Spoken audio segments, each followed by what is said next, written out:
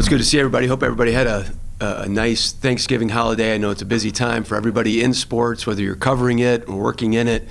But it's good to be back here at home this week as we start the month of December. It feels like it's been a long time since we've been here, but as we continue on in this journey, I know it's been good for us to have a number of practice days, have some time in between each game.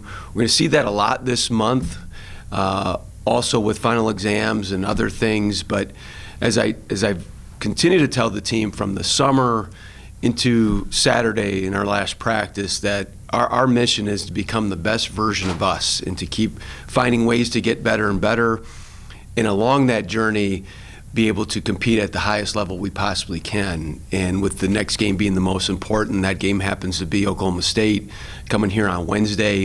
Of course, a very good team with a lot of strengths that we've got to be able to encounter and compete against, but an opportunity that we're really looking forward to, and looking forward to our fans joining us with that.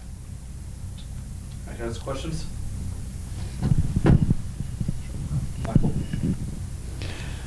Coach, what did you feel like you got out of the road trip? The first game, we knew Loyola Chicago was going to be a very good team, and having beaten them the last 2 years, just knew that there was a level of intensity that was going to come our way, not just on the floor, but from their fans and everything else. And it was a difficult environment. We learned a lot from that. Of course, not in the outcome being desired the way it was. That wasn't the desire, but just realizing, hey, breaking and catching, to take care of the basketball, all those types of things that we had been doing at a pretty good level, they're just different. They're very good. I think they'll be at the top of their league this year.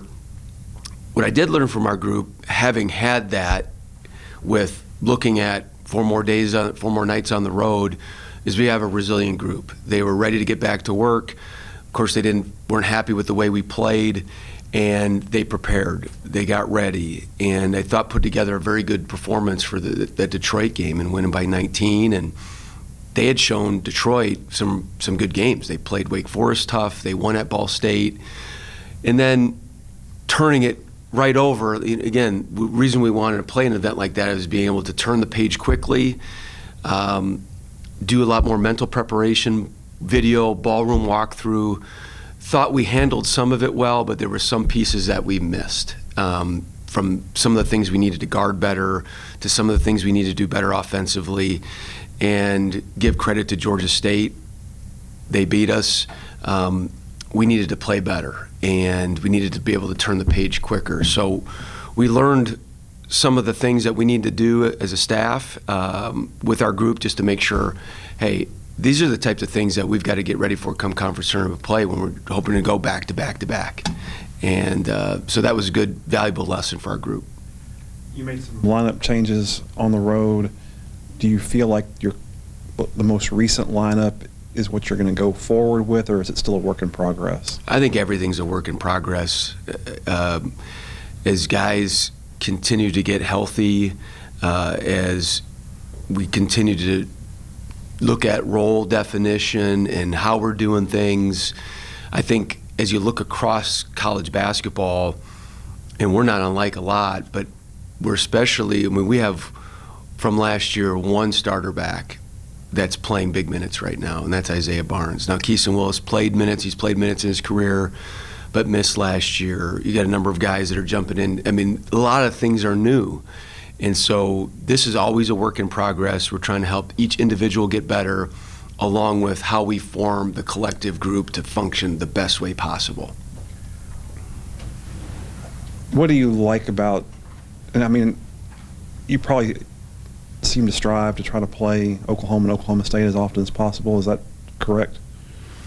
I believe in strength and schedule. I also believe in natural rivalries, and I know why conferences realign so many times over the years, but I also believe that when there's opportunity to bring some of those historical games in play, not just for the game, but also for ease of travel, not just for us, but for our fans. All those types of things I think are good. I also think there's a great responsibility that I know I feel as one of the 4 Division I head men's basketball coaches here in the great state of Oklahoma, and I want to do everything I possibly can to promote basketball in this state. And I think one of the great ways to do that is when in-state teams play each other, it creates interest locally. And there might be an 8-year-old at this game on Wednesday night that says, man, this was fun. I want to bounce the ball a few more times in the driveway when I get home and tomorrow, and maybe they become a great basketball player because of something they experienced as a young person. Do you have a relationship or know with all Coach Lutz? Yeah, we know each other. I know members of his staff. Most times you ask me that question, I'm going to say yes, because college basketball is really a small fraternity of people, but Coach Lutz is very well respected in this industry. He's worked at and for a number of really good coaches, and in his coaching career, he's done some really nice things too, and got a lot of respect for him as a person and how he approaches the job. He's got great work ethic, and certainly, other than Wednesday night, cheering for him and the other Oklahoma teams. Probably the Detroit game, I would assume, the best defensive intensity that you guys have probably had. On top of that, though, was it the best detailed aspect of the defense that you've seen so far this season? Yeah, we've been talking, and I know we've talked in here about consistency of intensity. We've had a tale of 2 halves many times, where first half great intensity, second half not so much. I thought overall that Detroit game, and I was proud of our guys. I told them that, it's fun to score 100 points and win a game, but to show that we could do it in a gritty fashion was important, and I was proud of them for it.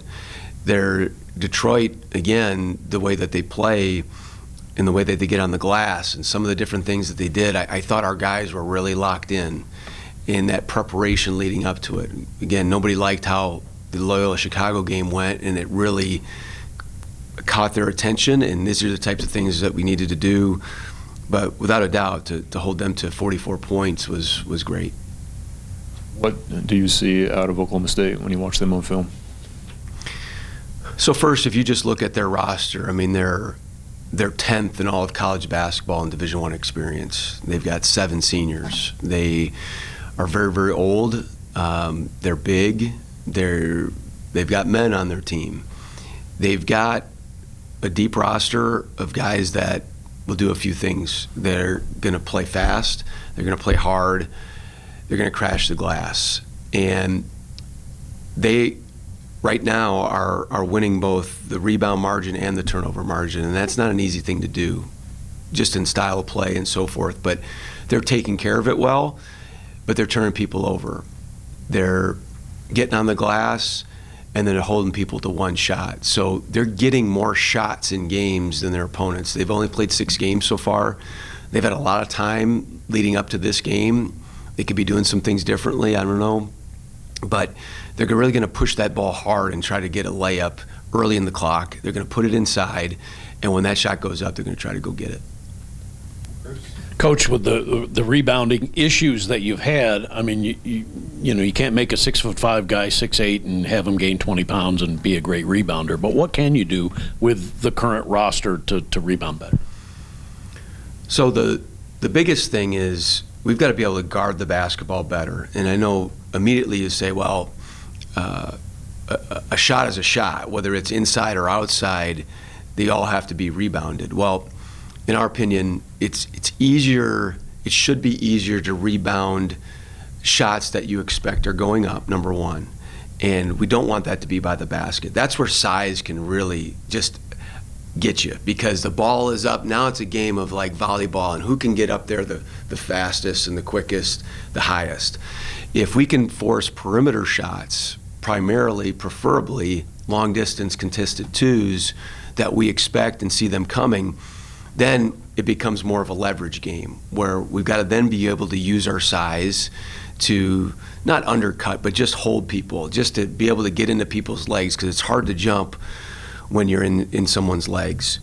But we've talked about it as a staff a lot. do we try to flip the game and say, hey, we got to become a team that's being really reliant on just turning people over? It's hard to do that every night. Best teams aren't just going to give it to you. And we want to be able to do it some, but we've got to be able to rebound the basketball. I gave guys, with the new Gladiator movie out, I showed them clips from the original one. I won't see the second one for a while, but I've seen the first one many, many times, and showed some of the battles that guys had. And there's a scene where the Gladiators are ready to come out, and you can just tell by the look in one of the guys' faces that he doesn't want anything to do with this, with what's coming. And he doesn't go very well for him. Whereas the other guys, to say, lack of a better term, but the other guys, you can tell there's a calm, there's a presence, and they know what they've got to do. And then there's an intensity once they're out there. We've talked about in the last several days, we've got to have greater intensity, number one. But number two, we've got to be really detailed about what it is that we've got to do to get this basketball. And then it's a 50-50 ball, and we've got to be nastier than them. So boxing out lions? While you're chained together and with swords and shields, yeah. So with four guards sometimes in the game, I mean, it's obvious, guards got to rebound. And if you are able to get the outside shot, hopefully you get some range rebounds rather than have them, as you said, play volleyball with you inside. Is that kind of part of the It's plan? part of it. We've talked about the order. The first rule of rebounding is assume that all shots will miss. You just got to know, hey, that shot's going up. I'm not even thinking about it going in the basket. Like, I'm assuming it's going to miss. Now, what do I do next? And then it's a three-part process where first you got to hit. Then you find the ball. Then you go get it. And a number of players naturally just want to find the ball. Shot, I'm going to find it, and I'm going to go get it. But when you're at a size disadvantage and you can't just out-jump people, you've got to go hit a body. And then as you're hitting it, then go find the flight of the ball. And then we've talked about, like, we've done some drills where we're rebounding for each other. Try to adjust to where you think it's going to hit and carry them off, and then go get it with two hands. We've also had we've been charting our box out percentages. That needs to improve. But also the number of times that we've gotten a hand on the basketball and not come up with it. We just got to be nastier and snatch that thing. We got to get two hands to it and just got to own it. And that's where toughness comes in. We got to get tougher.